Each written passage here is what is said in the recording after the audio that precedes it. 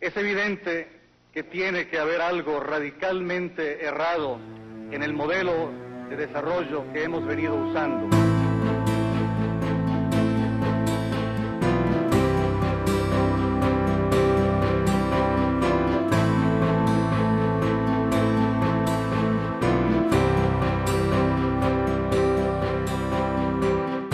Entre 1960 y 1988, Carlos Rangel Guevara, periodista, escritor e intelectual venezolano, lleva adelante una cruzada personal en defensa de la libertad y los valores democráticos.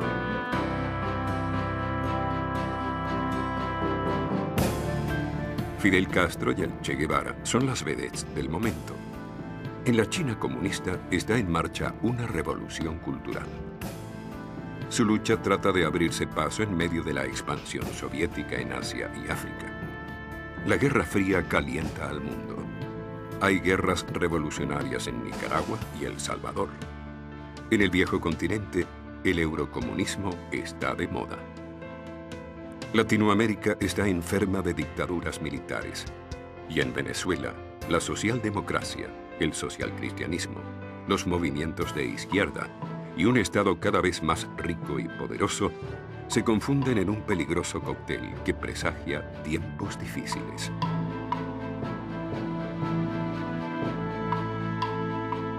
Muchas de sus ideas van a contracorriente, pero cuando muy pocos lo hacen, se atreve a disentir. El marxismo promete la salvación, igual que Cristo, igual que el cristianismo, solo que, como el mismo Marx dijo, las cosas se dan por primera vez con grandiosidad, con altura, y la segunda vez como caricatura. El marxismo es una triste caricatura del cristianismo.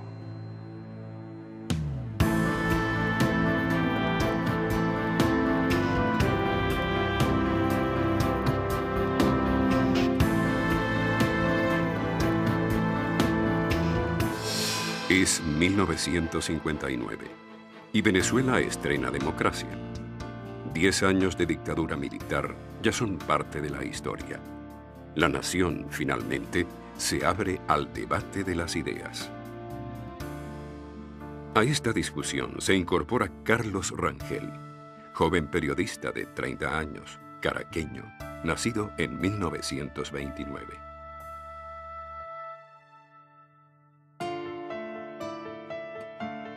Criado en una ciudad con muy poco de metrópoli moderna, Rangel crece como cualquier joven de la época.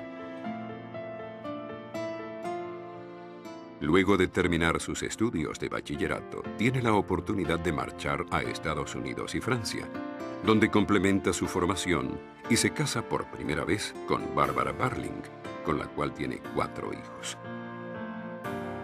Es un confeso amante del béisbol. Y a pesar de haber vivido en Nueva York, París y Bruselas, Caracas es su ciudad predilecta.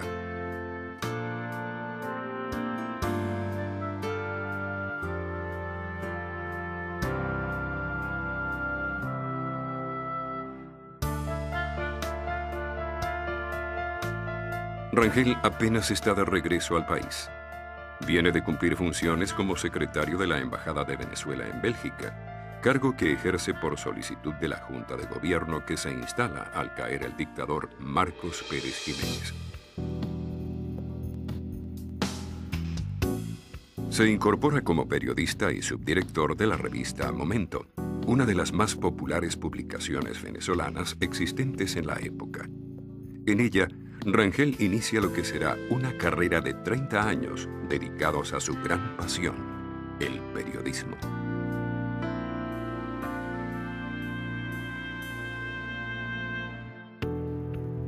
A través de esta revista, apoya los esfuerzos que realiza el gobierno de Rómulo Betancourt por fortalecer y defender los valores democráticos y las libertades recién conquistadas.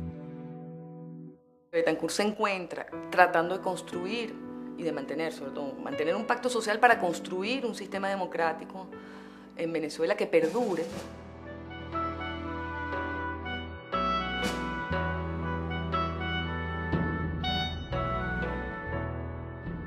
Había una respuesta militar en marcha y había una insurrección en marcha también, declarada, confesa y explícita desde el punto de vista de la izquierda.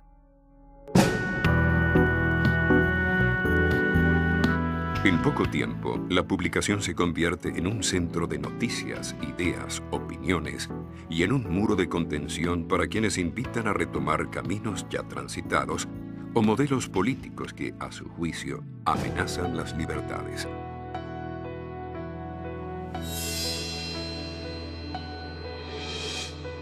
Carlos Rangel comparte su trabajo como subdirector y periodista de la revista Momento con la docencia en la Universidad Central de Venezuela, donde dicta clases de opinión pública por espacio de 3 años. Durante ese tiempo también incursiona en la política y llega, después de ser concejal por varios años, a ocupar la presidencia del Consejo Municipal del Distrito Federal, apoyado por el Partido Acción Democrática. Como servidor público, ve de cerca la labor del político, experiencia que él mismo define como un duro aprendizaje y muy frustrante. Nunca más aceptaría un cargo de gobierno. La obligación de un político es mantenerse en el poder y conseguir votos. La obligación de un intelectual o de un científico es decir la verdad. Y él entendió que esas dos lógicas eran sumamente conflictivas entre sí. Y creo que claramente resolvió que eso no era lo suyo. Si en algún sector se aprecia el nuevo régimen de libertades que se respira en Venezuela, es en los medios de comunicación.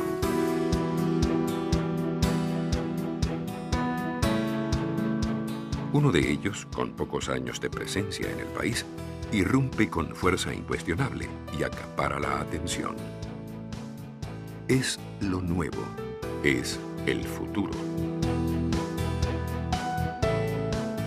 Rangel se acerca a la televisión gracias a una invitación que recibe para participar como periodista en un programa llamado Frente a la Prensa, que transmite uno de los principales canales privados de televisión, donde semanalmente se reúnen dirigentes políticos y empresariales a dialogar e intercambiar puntos de vista sobre el devenir de la nación. Él valoró de tal manera los medios bien hechos, no medios para perseguir y excluir, sino medios para provocar lo que era el pluralismo tal cual era, con el valor que le daba a cada una de las partes de ese pluralismo democrático. Haber entendido la importancia de combinar el pensamiento con los medios masivos de comunicación. Eso fue fundamental. Buscaba influir en cambiar las opiniones ortodoxas que se habían vuelto moneda común.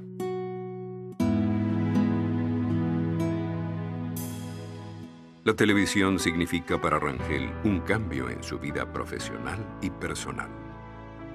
Además de ser una nueva plataforma para ejercer la profesión, le permite relacionarse con la periodista Sofía Inver, quien con el tiempo se convertirá en su segunda esposa y en su inseparable compañera de trabajo. Nosotros trabajamos mucho y juntos, siempre juntos. No aceptábamos ningún trabajo que fuera separado, porque estábamos tan unidos, que uno se sentiría muy mal con el otro en cualquier trabajo, que no se nos dé la posibilidad de estar juntos.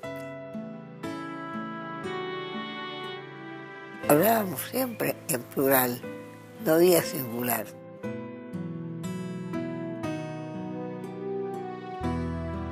La pareja se inicia en un programa de corte cultural en la televisión estatal, pero es en 1968, en Radio Caracas Televisión, que ponen en práctica una nueva manera de hacer periodismo.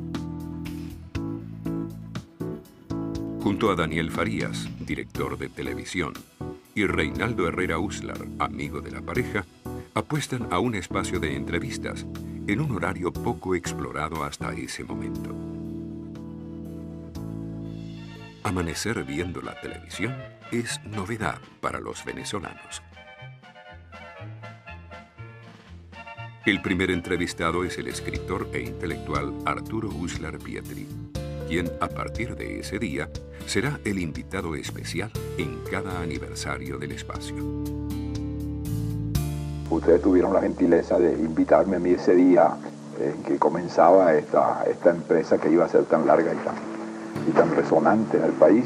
Y yo tuve el gran placer de estar con ustedes y después cada vez que he estado aquí. Junto al popular animador Reni Ottolina, Carlos y Sofía son los primeros en presentarse como productores independientes ante los canales de televisión en Venezuela. Ellos producen, dirigen y negocian sus propios anunciantes.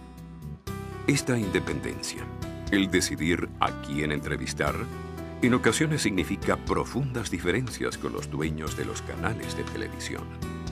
En 2 oportunidades, Carlos Rangel y Sofía Inver son sacados del aire.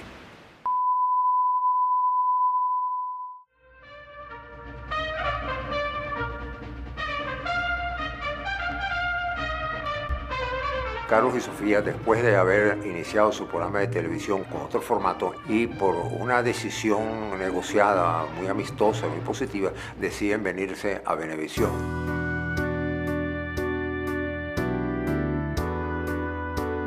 Venezuela perdió la capacidad de discutirse a sí misma.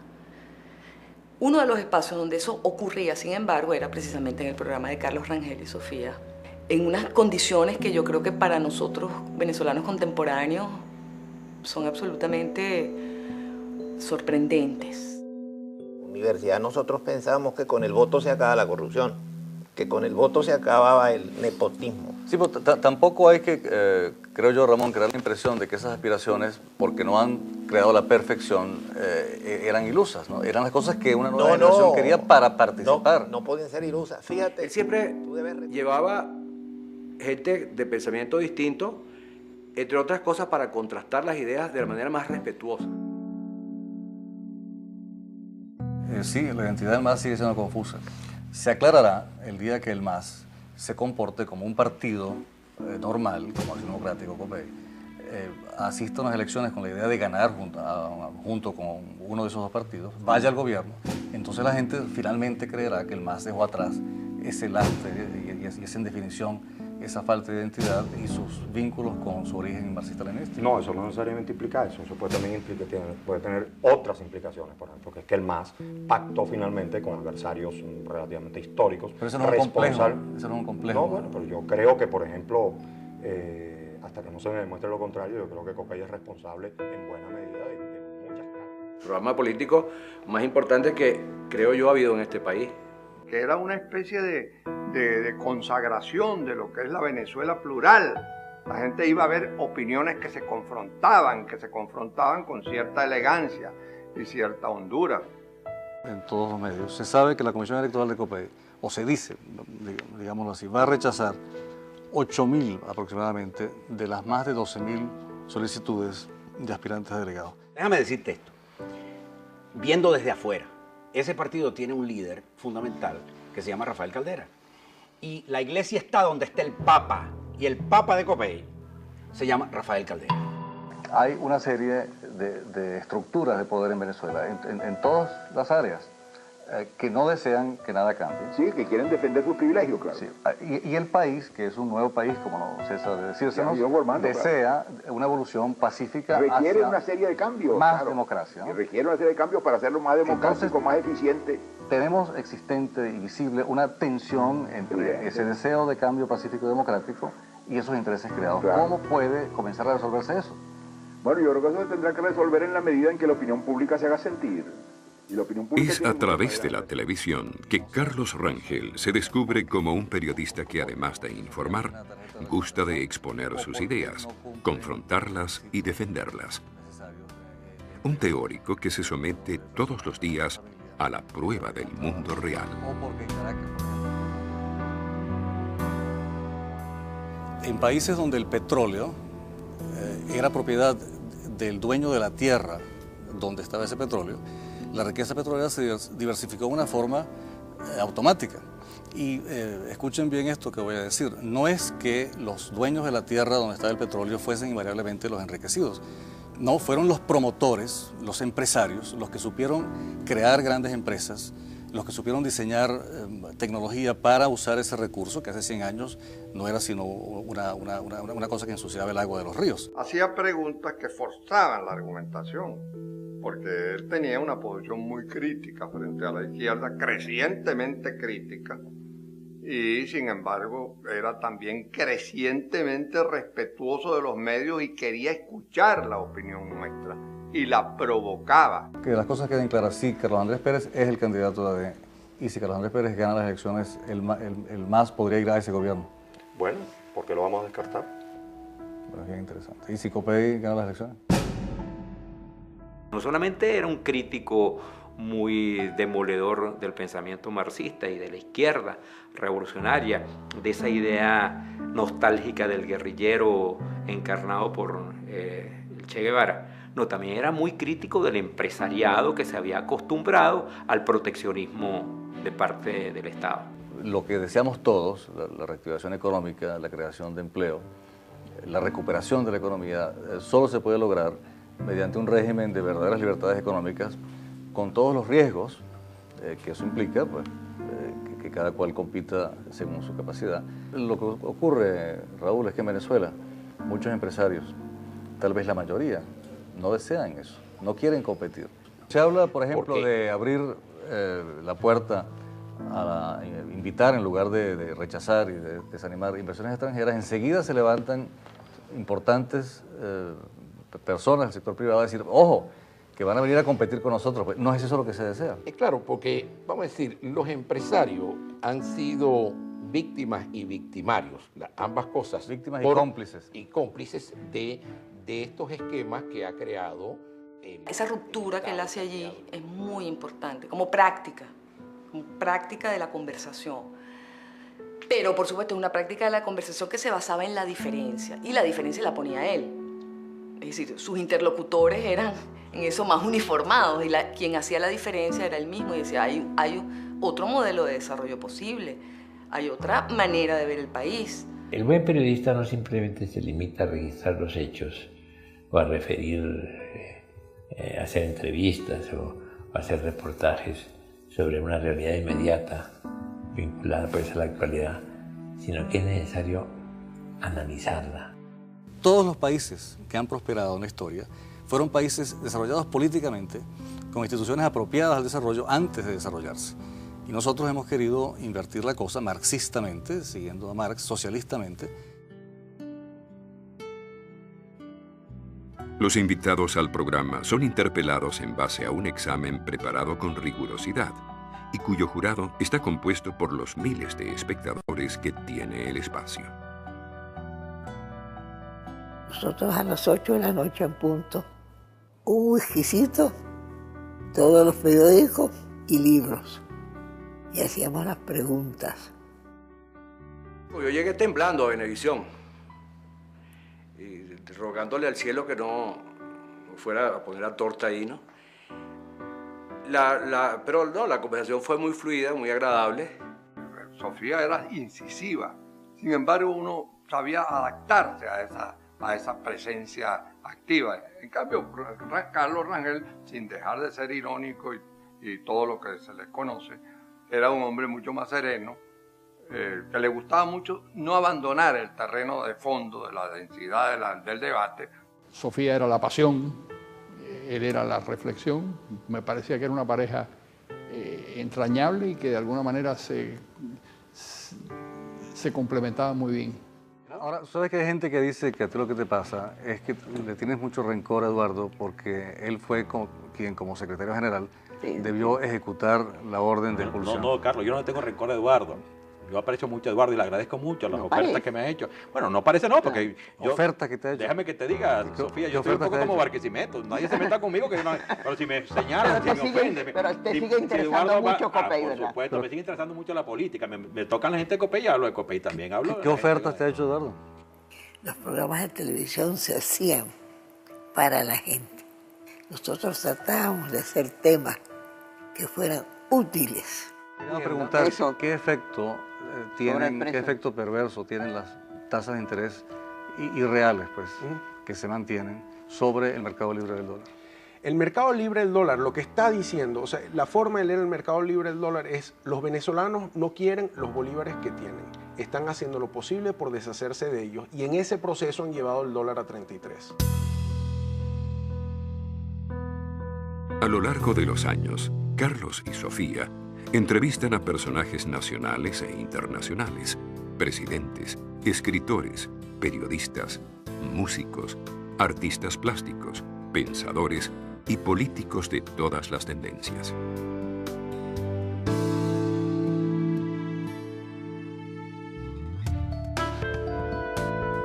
El trabajo diario en la televisión no impide que las ideas, opiniones y análisis de Rangel circulen por la prensa escrita. Cada vez más, sus artículos y ensayos son requeridos por importantes periódicos y revistas de todo el mundo.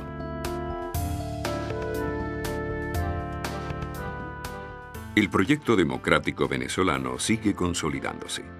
En 1974, asume el cuarto presidente electo en comicios libres.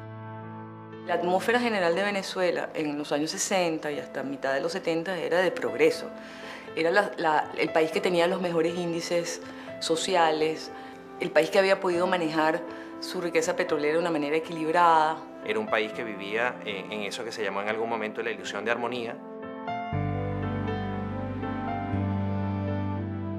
Son tiempos de la llamada Gran Venezuela. El hierro y el petróleo son nacionalizados. Los precios de los hidrocarburos se triplican en los mercados mundiales y esto permite realizar obras importantes, llevar adelante proyectos sociales. Se abren nuevas universidades y la infraestructura del país se desarrolla enormemente. El poder del Estado también crece. Para algunos es una especie de señal divina, una bendición que permite afianzar las instituciones y la democracia venezolana conquistada en 1958.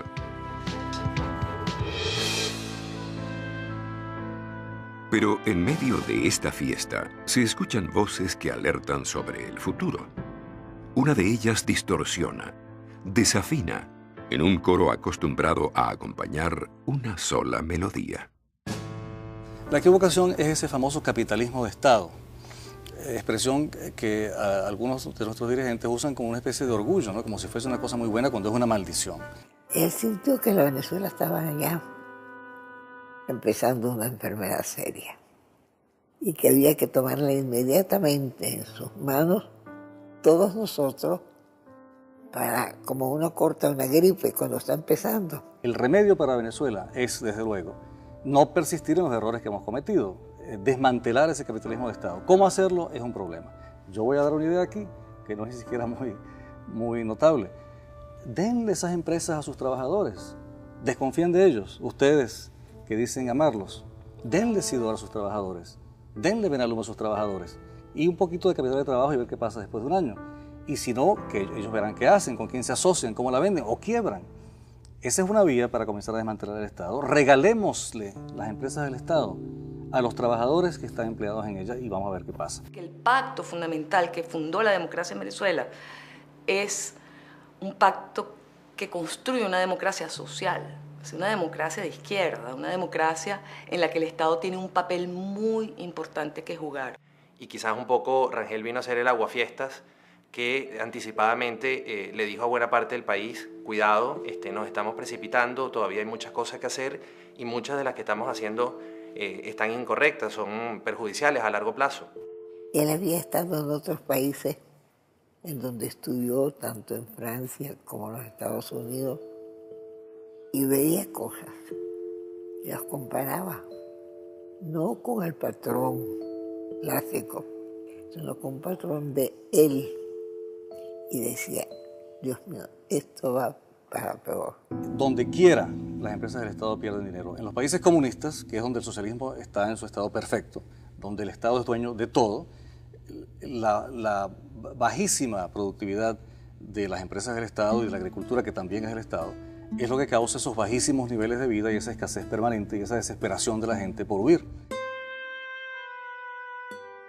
La voz disonante de Carlos Rangel es para algunos difícil de escuchar. Pero en 1976, el volumen de sus argumentos aumenta a un nivel que es imposible dejar de apreciar.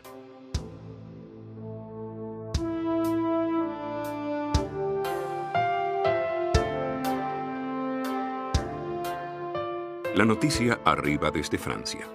Se trata de un libro con prólogo de Jean-François Revel, filósofo, escritor y periodista galo. Su autor es Carlos Rangel Guevara. Se conocen y Carlos le muestra unos ensayos, le muestra el borrador. Revel se queda tan impactado que es quien le sugiere a Carlos la idea de publicar un libro, de agrupar los ensayos y de darle formato de libro. Fue el que lo publicó, es decir, el libro fue publicado primero en Francia que en lengua española. Se llamaba Du Bon Sauvage o Bon Revolutionnaire. A los pocos meses, el libro es publicado en Venezuela por la editorial Monte Ávila y se convierte en el número 1 en ventas. Yo nací en agosto de 1976 y justamente ese año se publica este libro que de alguna manera viene a generar un debate que era necesario en el clima no solamente intelectual sino político de Venezuela en esa década de los 70. Y hasta el día de hoy, bueno, es una fuente indispensable no solo para comprender, sino para pensar qué hacer con los problemas que tenemos en Venezuela. Recibo un paquete de un libro con un título sospechoso. Yo no tenía una idea muy clara en ese momento de, como dicen los españoles, de por dónde iban los tiros. Y empecé a leer la obra con ese escepticismo y de pronto me encuentro un libro que dice las cosas que muy pocas personas se atrevían a decir en América Latina. En sus páginas, el autor teoriza acerca de los orígenes y destinos de Latinoamérica y las consecuencias que ese origen tiene sobre el desarrollo de los pueblos. Son 11 capítulos con ideas sustentadas en la interpretación histórica, filosófica, moral y teológica. Es su particular visión sobre la historia y el devenir de la región. Rangel, con su texto, interrumpe la fiesta. Escribe Carlos Rangel este libro en medio del auge del estatismo en Venezuela y también en América Latina. El capitalismo de Estado, el intervencionismo creciente por parte de los gobiernos en el campo de la economía. Es un libro que viene a desmontar todos los mitos de la política latinoamericana. Por ejemplo, que la culpa de los problemas de América Latina era de los Estados Unidos. Él cuestiona y rebate de una manera diametral. Descubre una realidad terrible, la realidad de que hay una gran discrepancia entre nosotros en América Latina, entre el mito y la realidad. Creemos en los mitos y la realidad destruye los mitos.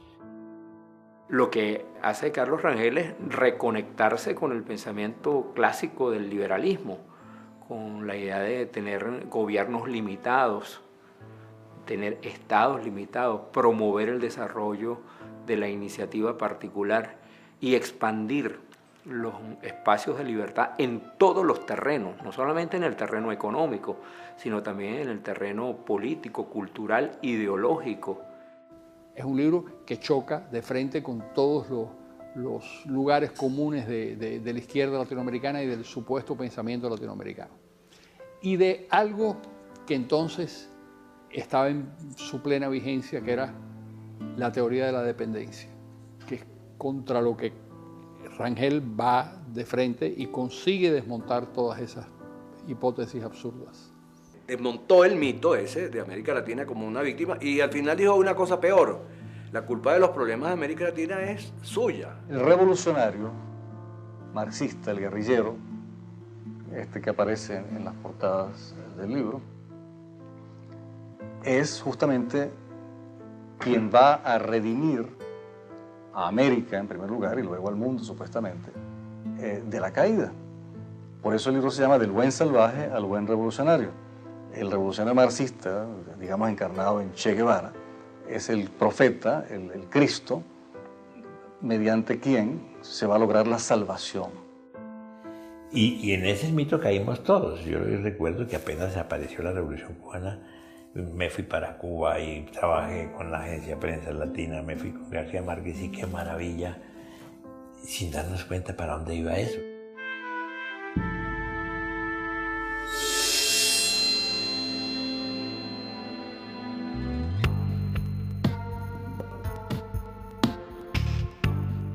En español, inglés, francés, alemán, italiano y portugués, las ideas expuestas por Rangel resultan tan incómodas para algunos políticos, caudillos y militares de la región, que casi al unísono, el libro es prohibido por la dictadura militar de derecha en Uruguay y quemado por estudiantes vinculados a la izquierda en la Universidad Central de Venezuela. Era impensable que un libro como el de Carlos circulara en los pasillos o en las librerías de la Universidad Central. Lo que circulaba eran todos los manuales marxistas, leninistas del mundo. Entonces, irrumpir con un libro diferente, con una tesis opuesta, etc., eso era un sacrilegio. Para la derecha era un liberal, o sea, para los conservadores era un liberal. Para la izquierda era un conservador. Y para el centro era un reaccionario. Él estaba colocado en el peor de los mundos desde el punto de vista de la élite política del país.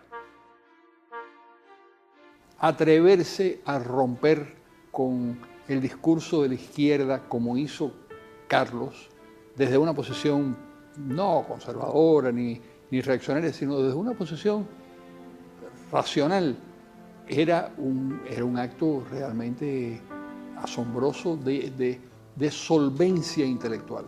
Carlos Rangel tenía una idea de desarrollo democrático que no era para nada incompatible con lo que había venido sucediendo en el país. Rangel, al mismo tiempo, como si estuviera trabajando terapéuticamente con un paciente, pues revela, ¿verdad?, dónde están las causas de esas frustraciones y de esas decisiones erradas como país y como individuos, y al mismo tiempo permite entonces liberarse de ellos. De manera que es un libro que tiene un espíritu muy juvenil en ese sentido, porque es muy irreverente.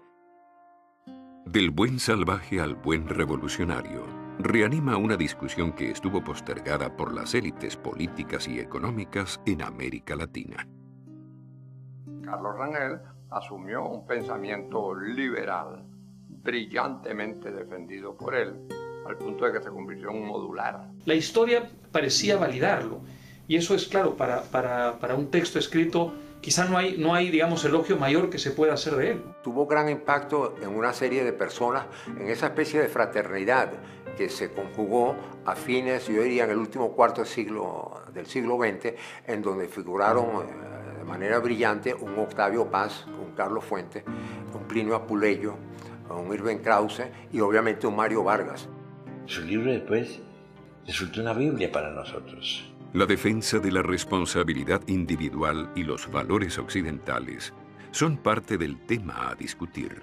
Pero las ideas de Rangel constantemente tropiezan con barreras culturales e ideológicas que él mismo describe en su libro. El mundo parecía que estaba en un sentido totalmente contrario a lo que pensaba Carlos Rangel. Bueno, y a él no le importaba, y en ese mundo tuvo el valor de decir lo que pensaba, y clarividente porque tuvo razón. Al final, ya en los 80, todo eso se desmoronó. El socialismo fue una idea extraordinaria, una ambición grandiosa, usar la inteligencia para organizar la sociedad a la perfección, que entusiasmó a prácticamente todo el mundo.